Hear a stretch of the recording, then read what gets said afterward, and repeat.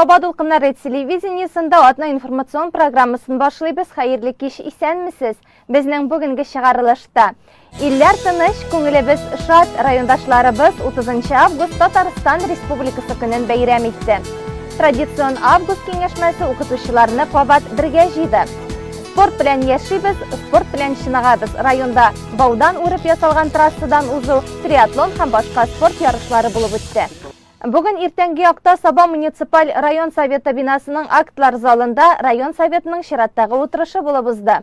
Анда район советы депутатлары һәм оешма, учреждение, предприятие җитәкчеләре катнашты. Депутатлар утырышка кертелгән 6 карар проектын тикшерделәр. Район финанс бюджет палатасы рәисе Шәмсин Сөнгатов, районның инфраструктура үсеше бүлеге начальнигы урынбасары Илмир Рамазанов, юридик бүлек начальнигы Альберт Миннекаев, район башлыгының коррупцияга каршы көрәш мәсьәләләре буенча ярдәмчесе Ленар Шайдуллиннарның чыгышы игътибар белән тыңланды һәм алар бәян иткән карар проектлары бер тавыштан расланды.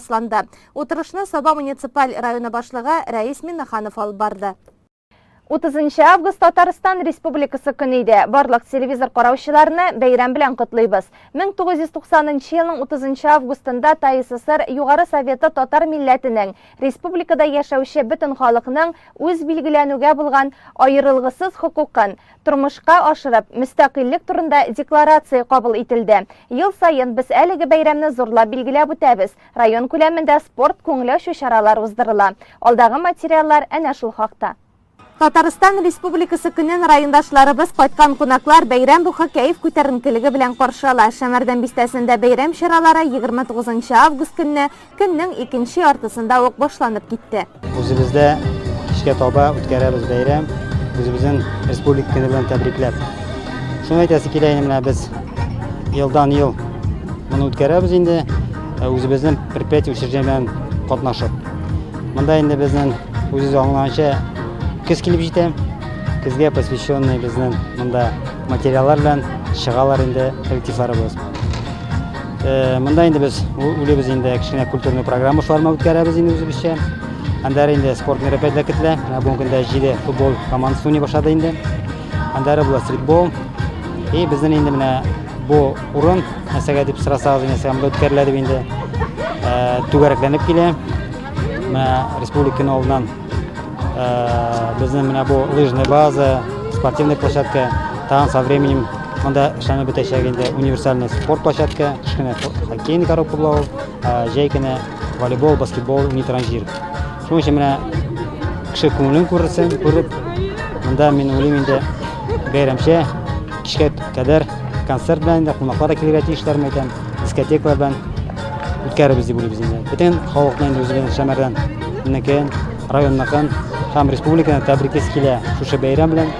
Үзем республика тынычлык булсын, халыкларны нинди милләтләр булмаса да дус яшәргә һәм инде телим инде үзебезне менә бәйрәм алдыннан бөтенбез исән сау гына булыйк.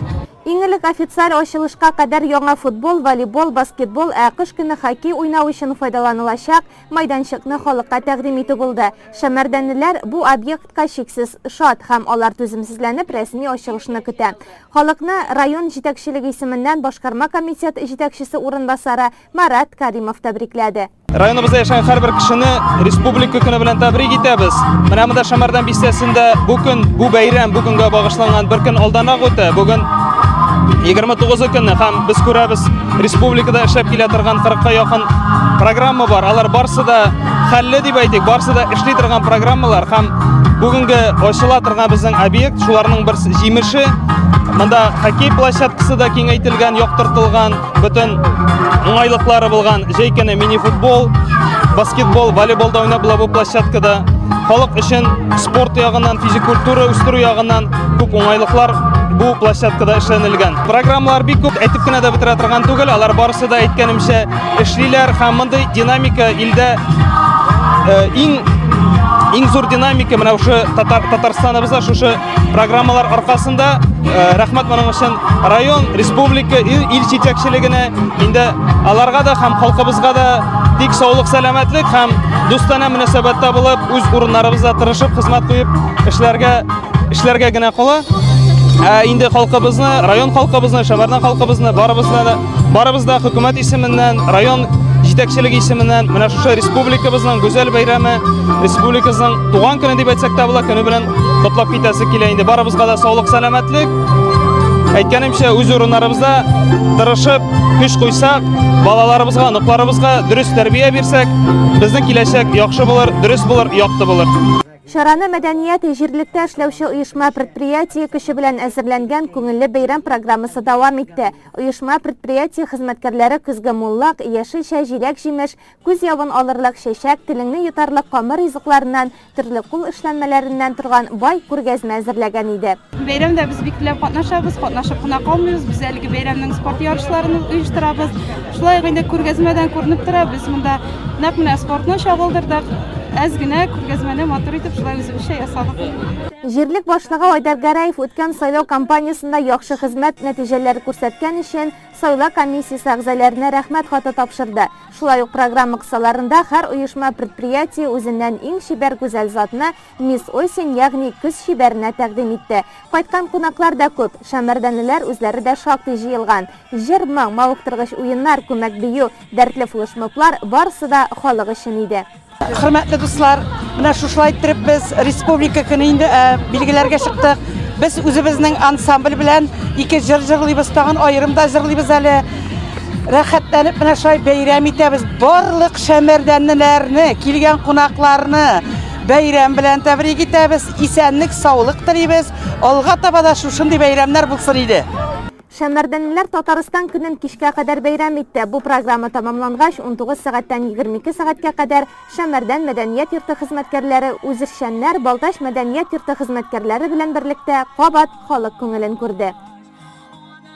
30 август бәйрәм иртәсендә Саба муниципаль районы башлыгы Раис Миңнеханов Бөек Ватан сугышы ветераннарына фидакар хезмәт өчен медален тапшырды. Иң элек ул Лисхоз бистәсендә яшәүче Фәләхиевлар йортында булды. Бөек Ватан сугышы ветераны Хәнәфи бабайга 93 яшь, тормыш иптәше Шәмси Галәм белән алар дәүләт программасы буенча төзелгән шушы якты җылы өйдә бәхетле картлык кичерәләр. 7 ел йөрдем. 7 ел. Ну, koylarda buldum. En başta buldum indi. Saksan yerde. Andarı Suruk'ta. Anda Stalingrad'da.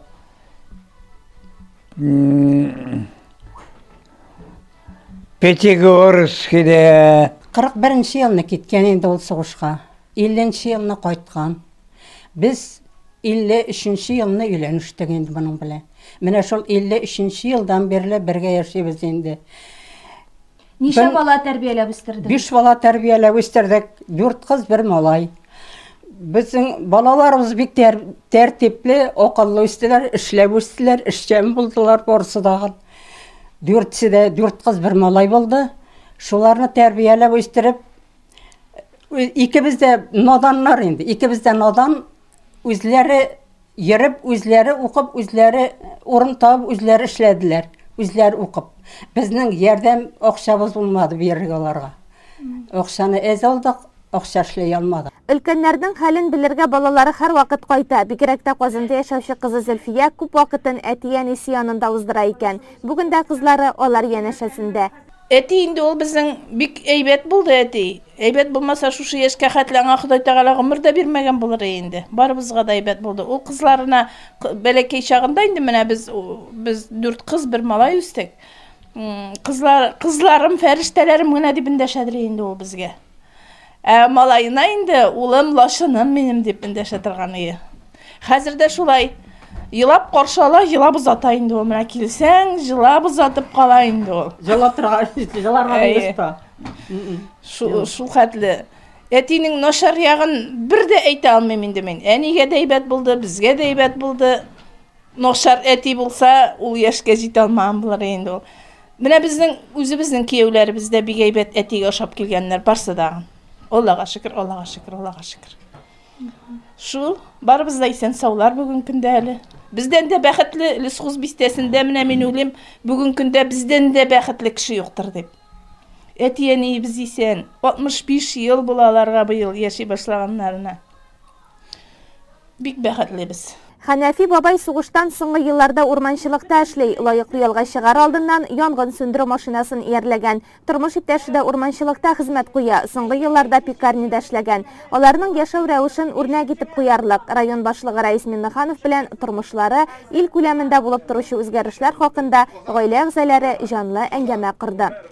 Килдебәк авылында яшәүче Муллагаян Муллахмәтов та район башлыгы кулыннан фидакар хезмәт өчен күкрәк медален кабул итеп алды. Гомер буе Сабабаш авылында гомер кичергән 92 яшьлек Бөек Ватан сугышы ветераны 2 ел инде кызы Рәкыя һәм кияве Ризван гаиләсендә яши. Сугышка 1945 елның гыйнварында киттем дип искә ала. Саратовская областта хезмәт итүне башлады полкта. Аннан соң Дегенде сугыш ягына киттек иде шунда. Анда сугышталарда да кырмадым инде мен. Булмаганда. Но сугыштан соң инданнары буны турында ВСКда, конвойны ВСКда йөрдем мен. Уянны пениләр саклап, эшкә йөрттем мен шуларны. Кайткан инде. 5 ел ярым йөрдем шунда.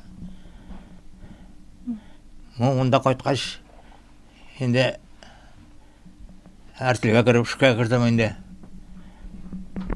Авыллар тилгары ярышлар тиле. Ул бетте дә аны республикан куда кушалар да, республикан куда шәһәр беткәнче, пенсиягә чыкканчы. Муллагаян бабайның тормыш иптәше Нурания апа 2011 елда 82 яшендә бакыйлыкка күчкән, әмма балалары ветеранга ялгызлык кайшысын татырга ирек куймый. Шушы авылда тагын бер кызы Зәлия апа да гомер кичерә. Ул да һәрвакыт балалары, оныклары белән килеп, әтисенең хәлен белеп тора. Яшы олыгайса да, көнне файдалы итеп уздырырга тырыша ул. Һәр баласы оныгының тормышы белән кызыксына, илдә булган яңалыклардан да хәбәрдар. Безнең әти тумышы белән Сабаш авылыннан ул моңарчы 90 яшенә кадәр үз йортында ветераннар өчен бирелгән йортта 2010 елда салып бирделәр ул йортны. Шул йортта яшәде. Әти әнибез 2011 елда вафат булды. Әти белән әни үз гомерләрендә бик матур гомер кичерделәр. Безне 4 баласын тәрбияләп үстерделәр. Бүгенге көндә аларның 10 оныклары, 9 оныкчыклары бар. Әти белән әни безгә яхшы тәрбия бирделәр, укыттылар. Бөтенебезне дә зурлап кияүгә бирделәр, инебезне өйләндерделәр. Һәр вакытта безгә ярдәм итәргә генә тордылар. Әти безнең бик эшчән булды, гомер буе Лиспарамхозда эшләде. Лиспарамхозда эшләсә дә ул, менә мин Алабугада укыган вакытта, шул эштән кайткач, миңа акчаны Лиспарамхоздан алыр иде. Шул арада почтага кирип, миңа акчаны җибәрер иде Алабугага. Мин кайта алмадым аннан. Әти белән әнигә рәхмәтнең чиксезе зуры. Безне тормыш юлына балаларын бастырган өчен, һәр вакытта да ярдәм итеп торганнар өчен. Әти әле бүгенге көндә дә бөтенебезгә дә ярдәм итеп тора. Ярдәме бик зур, киңәш сорасаң киңәшен бирә. Әтине алып төшкәнгә 2 ел була инде. Бик тату, әйбәт кенә яшибез әти белән. Без әтидән канәгать, әти бездән шәт канәгатьтер инде. Алга таба да инде менә шулай матур гына яшәп яшәргә язсын инде. Әле әтинең 95-100 еллыкларында шушылай каршыларга язсын. Бабай турында бабай тәртипле, бик ихтиятлы инде ул. Бер şey әйтмәй. Безгә ярдәм итеп тора инде. Кулыннан килгәнчә. Фидакар хезмәт өчен медале Бөек Ватан сугышы ветераннарының күкрәгендә әле озак еллар балкысын. Утлы сугыш, ачлык, күпме үзгәртеп коруларның шаһиты булган ветераннарыбызга иң күркәм медальләр дә аз булыр сыман. Тик алар үзләре күпне сорамый. Менә шулай хәлләрен белү, җылы сүз белән сөендерү аларга зур шатлык бүләк итә. 2018 елның 30 август Татарстан Республикасы көне Явылаштау авылы халкы эчендә күңелле вакыйга белән истә калачак. Биредә өр-яңа футбол майданчыгы кулланылышка тапшырылды. Тантаналы ачылышта район башлыгы Раис Миннеханов, аның урынбасарлары, җаваплыгы шикләнгән Саба ПМК мелиорация җәмгыяте вәкилләре, авыл халкы, спортчылар катнашты. Республика көне ул дөрестән дә иң зур бәйрәм безнең өчен.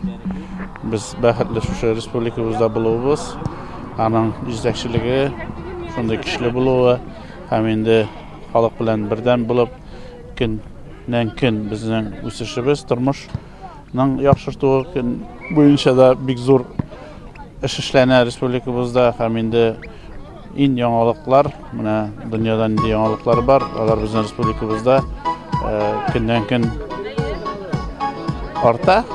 Инде аның буенча безнең радио телевидениеда һәм инде президентыбызның чыгышында да булды.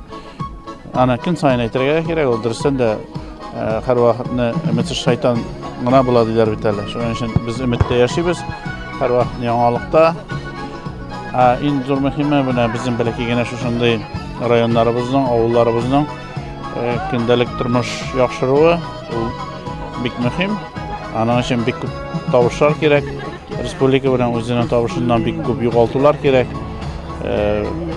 Авылда тормыш итә торган халыкның үз кыйммәтлеге, тормышы ул шәһәргә караганда кыйбатрак төшә дәүләткә.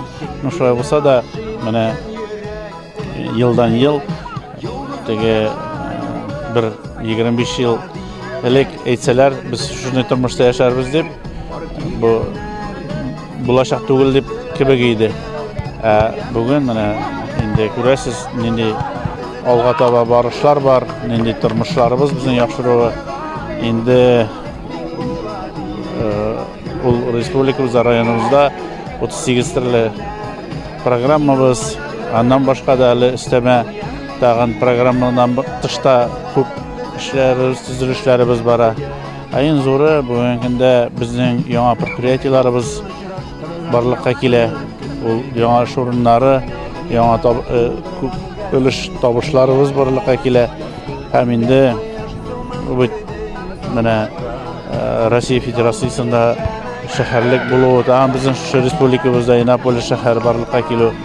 Һәм инде ин яңалыклар безнең киләчәктә шуннан барлыкка киләчәк. Һәм инде республикабызда алар көннән-көн төрле технопаркларыбызда, экономик зоналарыбызда бу зур предприятиеларыбыз көннән-көн артып бара. Шул вакытта малый средний бизнес дип әйтәбез инде, ул әйбер дә бүгенге көндә көннән-көн арта һәм игътибарлык моның буенча бик зур. Республикабызда һәм үзебезнең шәхсән районыбызда да көннән-көн бу эшмәкәрлек теге сату буенча түгел, именно нәселе эшкәртү, үстерү, җитештерү көннән-көн артып бара. Мин әйтәсем килә, үзләре яшьләр табалар. Инде бүгенге көндә интернет аша информация бөтенесе дә бар. Шуның нигезендә халык бүгенге көндә безнең мөмкинчелек көннән-көн артса да, менә информация буенча да, эш буенча да теге һаман җитә алмыйбыз. Шулай булса да, менә вакыт булмау ул үзе бер бәхет. Нишәргә белмичә утырсаң нишәргә кирәк. Шуның өчен без бәхетле бу әйбер буенча да, инде кешенең исәнлеге өчен дә, хәрәкәт өчен дә, менә киләчәк буын турында да, һәм инде бүгендәге халыкның бәләкәй генә авылда да, менә шушы спортивный залны алсак кына бит әле, нинди бәләкәй авылларда шушындай бу әкиятте булганнан игелеге була күрсен, киләчәктә дә инде шушы республикабызның бәйрәмен данлы итеп уздырырга. Шул вакытта безнең өлкәннәребезне аныклар. Инде менә республикабызда исән-сау бүген булган ветераннарыбыз инде сугыш вакытында үз вазифаларын үтәгән һәм инде зур хезмәтләре белән үзләренең бурычларын үтәгәннәрен, гаиләләр булыр, балалар, күп балалар булып, һәм инде алар әле бүгенге көндә үзләренең аныкларына зур нинди тормыш булган, бүгенге көндә менә нинди алар тормышта аның аермаларын аңлатып, һәм инде кадерен белергә тормышның республика ягыннан менә аларны тагын зурлап киттеләр инде. Ул безнең фидакар хезмәт өчен медаль белән алсак, безнең алар дөрестән дә зур фидакар хезмәт куйган кешеләргә биреп чыктылар. Шушы өлкәннәребезне зурлап яңадан менә инде республикабызда 4 миллионга якын кеше булса да, шу инде әле андый зур данлы кешеләр 4 меңнән генә артык. Шуның өчен аларны зурлау тоже бик зур. Безнең киләчәк буынга менә нинди гомер узганнан соң да, күпме вакыт узганнан соң да аларны зурлау мен ойлаймын, аларға қарағанда тәрбие жағында қарау керек. Біздің келешек буын, что хезмәт һәр вакытны данлы. Onun için дәүләтебезгә biz рәхмәт, аларга шундый игътибар бирүе. Һәм инде алар белән яңадан менә очрашулар, элемтәләр, ул тоже зур әйбер. Onun için берсенә берсе бөтенесе бәйле. Инде бүгенге көнне алсак, рөхсәтегез бөтен халкыбызны шушы зур бәйрәм белән тәбрикләп китерергә. Баштай сәламәтлек, булганын игелеген күреп, киләчәктә нинди хыяллары бар, бөтен тормышка ашсын. Беребезгә-беребез елмаеп, һәр вакытны матур итеп яшәргә яссын. Төзелеш эшләрен җаваплыгы шикләнгән Саба ПМК мелиорация җәмгыяте башкарган. Футбол мәйданчыгы заман таләпләренә тулысынча туры килә. Бу спорт площадканы без июнь айында башлаган идек, июнь башында. Бүгенге көндә ул эшләнеп бетте. Безнең организация тарафыннан эшләнә торган бу 6нчы спорт площадка. Үзебез бик тырышып, сыйфаты булсын дип эшлибез инде. Моның бәясе 3 миллион 195 мең сум. Авыл халкына бик кирәкле, әйбәт урында урнашкан. Балаларга да бик уңайлы урында. Бик әйбәтләп файдалансыннар, әйбәтләп уйнасыннар, сәламәтлек ныгытсыннар. Мондый майданчык булдырылуга иң сөенгәне футболчылар һәм авыл яшьләридер мөгаен. Без аны озак көттек, алдагы көннәрдә дә буш тормас дип ышанабыз диялар. Бишле билгесе куябыз зур итеп шушы футбол кырына, безнең үзебезнең ишелмәдә дә бар. 3 ел элек төзегәннәр, яңа поле бик яхшы, бик матур төзелгән. Бөтен туры китереп стандартларга, шундый яхшы поле уйнарга приятны. Яңа майданчык белән якыннан танышканнан соң Сатыш, Явылаштау, Икшермә авылы, Сабагаз авыл җирлеге башлыкларының футбол командалары арасында кызу уен башланды. Администрация командасы составында район башлыгы Рәис Миңнеханов та бар иде. Соңыннан иң көчлеләр һәм уенның җиңүчеләре ачыкланды. Байлар сабасында кичке сәгать 7 тулганда у халык яңа яр буендагы сәхнә янына бәйрәм программасын тамаша кылырга ашыкты. Саба муниципаль районы башлыгы Рәис Миңнеханов бәйрәм тәбрикләве ирештиреп, төнге хоккей лигасында чемпион калган районыбызның Тимирхан командасы хоккейчыларын һәм спортның башка төрләрендә зур уңышларга ирешкән райондашларыбызны котлады.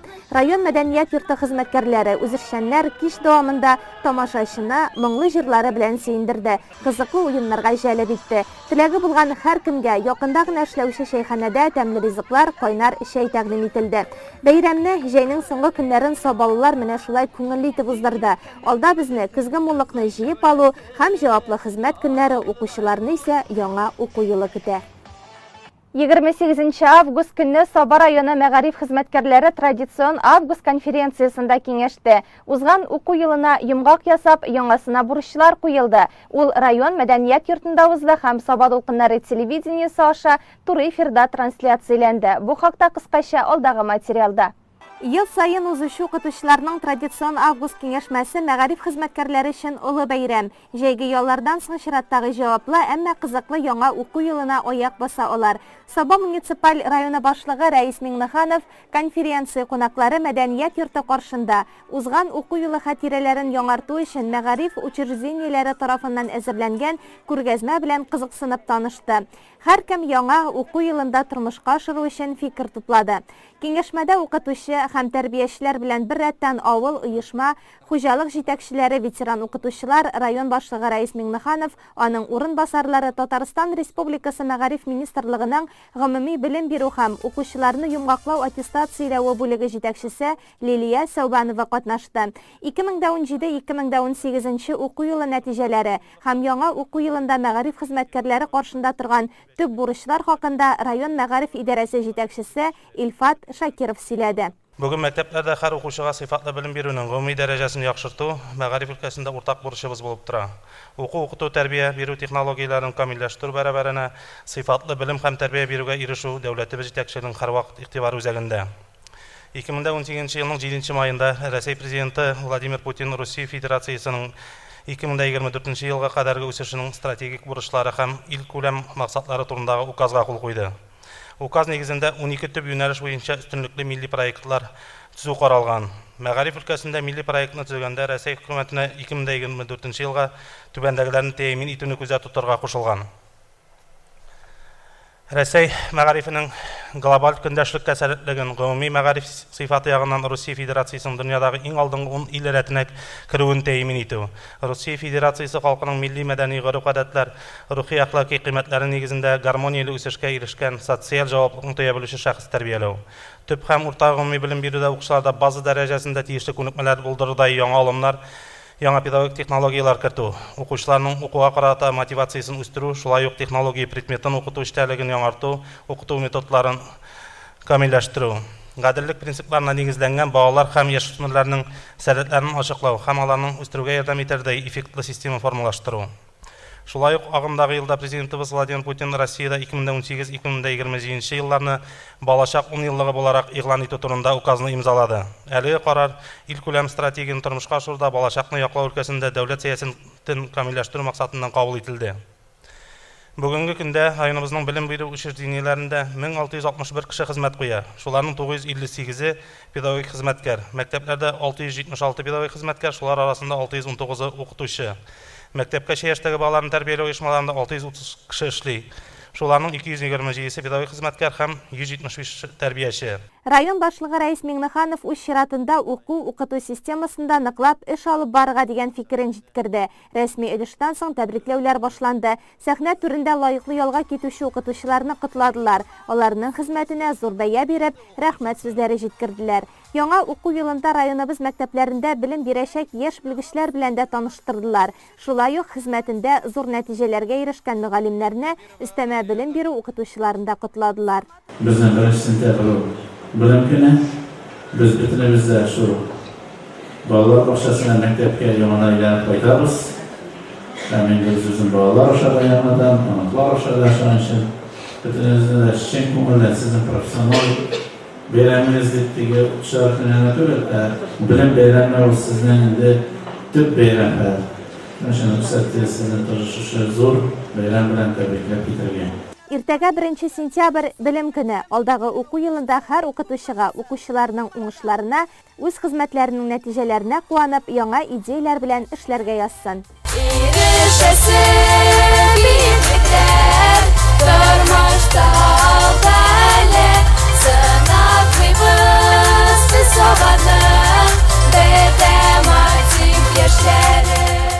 Бу атна башында райондашыбыз София Сираева үзенең 90 яшьлек юбилеен каршы алды. Юбилярны тәбрик итәргә район башкарма комитеты җитәкчесе урынбасары Марат Каримов, халыкны социаль яклау идарәсе җитәкчесе Марсель Хуҗин, балалары, оныклары килгән иде. София апа, котлыйбыз сезне туган көнегез белән. Алланың рәхмәте булсын. Менә сезгә илебезнең башлыгы, президенты Путин Владимир Владимирович белән шушындай котлау тәбрикләү җибәрде, имегез? Сираева София Ярмөхәммәтовна дигән. Ак яулыклы, чиста күңелле София бей җитәкчеләрне ачык йөз, көр күңел белән каршы ала. Ул бәхетле. Янында балалары, онык-оныкчыклары әби дип өзелеп тора. Шушы яшькә җитеп илебез президенты исеменнән килгән котлау открыткасын кабул итү икеләтә шатлык. Үзегезгә 90 яшь тулганына ышанасызмы инде? 90 узган гомер уза бит, ышанмыйсың да инде 90 яшь булгандыр дип. Ул бит йөрәк яшь, үзең 90-да булсаң дагы. Канәгать, Аллага шөкер, бик канәгать. Бик канәгать. Кияү бик әйбәт, көй әйбәт булгас, кыз әйбәт. Бик әйбәтләр. Кияү бик әйбәт. Әби генә дип тора, Аллага шөкер. Башка яшьтәшләрнеке сыман София бинең дә балачагы яшьлек еллары авыр хезмәттә үтә. 8 балалы гаиләдә дә ул абый энеләренә бердән-бер кыз туган булган. Колхоз эшенә чыкканда нибары 10 яшь иде дип искә ала юбиляр. 2 басварташта тудым. Колхозда эшләдем. Бик әйбәт эшләдем, Аллага шөкер. Ветеран, сугыш ветераны, ветеран труда булып эшләдем. Бик эшләдем. Урманда эшләгәнне орденны аңа бирделәр. Мин балта сабы кырдым. Планымны тутырып, әйбәт эшләдем. Миңа ветеран труда бирделәр. Мин бик яхшы эшләдем эшне. Шулай итеп, минем карточкам сабаларда торды. Урамда. Аллага шөкер, бик әйбәт эшләдем. Тормыш иптәше Имаметдин белән күркәм гаилә төзи София әби. 4 балалары, 3 малай, 1 кыз була. Кызганычка каршы, Харис исемле улы инде бакыйлыкка күчкән. Иренең вафатына да шактый еллар. Картая төшкәч, байлар сабасында яшәүче кызы Розалия кияүе Илһам әбине үз гаиләсенә сыендыра. Әнине белән яшәүләре бик рәхәт. Алдагы көндәдәген матур итеп, исән сау булып, балалар белән берлектә матур яшәргә яссын. Бергә. Ходай биргән гомерне матур итеп, сәламәтлектә үткәрергә яссын инде. Тошка сулышка юк дип әйтәм бит инде. Әбегә яшәбез, әбегә торабыз инде шул. Ульяновскида яшәүче улы Фәрит тә әнисен котларга кайткан. Туган җирдә әнисе каршы алганда кеше үзен бик бәхетле хис итә. Аның да шулай. Мин әнигә желаю здоровья, долгих лет еще жизни. Ну и всего хорошего.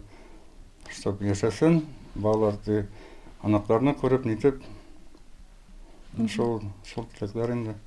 Бүгенге көндә әбинең 6 ынык, 7 ыныкчыгы да бар. Һәрберсенең тормышы белән кызыксынып, алар өчен борчылып, сөенеп яши ул. Татар телендә эфирга чыгучы яңалык тапшыруларны үз итә. Хәбәрләр белән даими танышып тора. София әбинең үз әнисе 102 яшенә кадәр гомер иткән. Юбилярга озын гомер, тән саулыгы, иман байлыгы телибез. Атна информацион программасын спорт яңалыкларына күзәтү ясап дәвам итәбез. 25 август көнне Сабан туй мәдәни спорт комплексында баудан урып ясалган трассадан узу ярышлары булып үтте. Спортның үзенчәлекле төрендә балалар да, өлкәннәр дә теләп ярышты. Җиңүчеләрне бүләкләү тантанасында районның спорт һәм яшьләр эшләре бүлеге җитәкчесе Ирек Гарипов, Сабан туй мәдәни спорт комплексы директоры Рамил Габделманов, спортчылар һәм аларның җанатарлары катнашты. Җиңүчеләргә килгәндә 6-7 яшьлек балалар арасында беренче урынны Гөлназ Оли Әхмәтова, 8-10 яшьлекләр арасында беренчелекне Искәндәр Гәрәев яулады.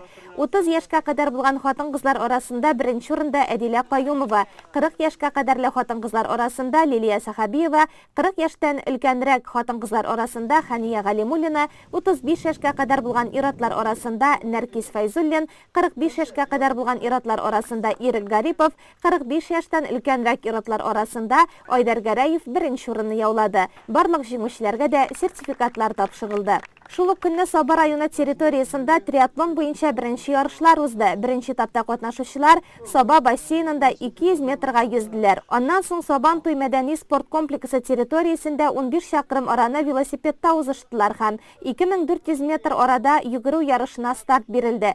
Бүләкләү тантанасында Саба муниципаль районы башкарма комитеты җитәкчесе Марат Ишниязов, районның яшьләр эшләре һәм спорт бүлеге җитәкчесе Ирек Гарипов катнашты. 18-35 яшьлек ир-егетләр арасында беренче урынны Илшат Җиһаншин яулады. 36-54 яшьлекләр арасында беренчелекне Рушан Алякимов алды. 55 яшь һәм аннан да өлкәнрәкләр арасында Азат Дәүләтшин җиңү яулады. 18-35 яшьлек хатын-кызлар арасында Язилә Галәметдинова, 36-50 яшьлек гүзәл затлар арасында Рәвия Фәсхетдинова беренче урынга лаек булды.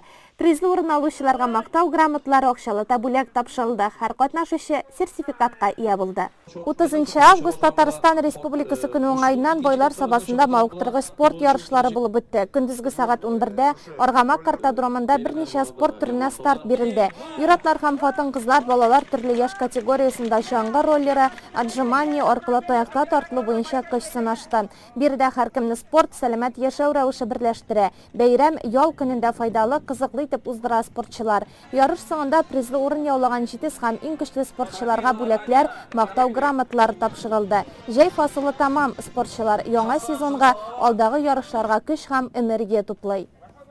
Хөрмәтле телевизор караучылар, Саба дулкыннары телевидениесенең атна информацион программасы шуның белән тамам. Иртәгә 1 сентябрь белем көне. Бу уңайдан районыбыз мәктәпләрендә бәйрәм линейкалары узачак. Укучыларны, аларның әти-әниләре һәм укытучыларны тәбрик итәбез. Белем көне котлы булсын. Хезмәтебезне яратып, яңа эшләргә рухланып яшәргә язсын. Исән-имин булыгыз.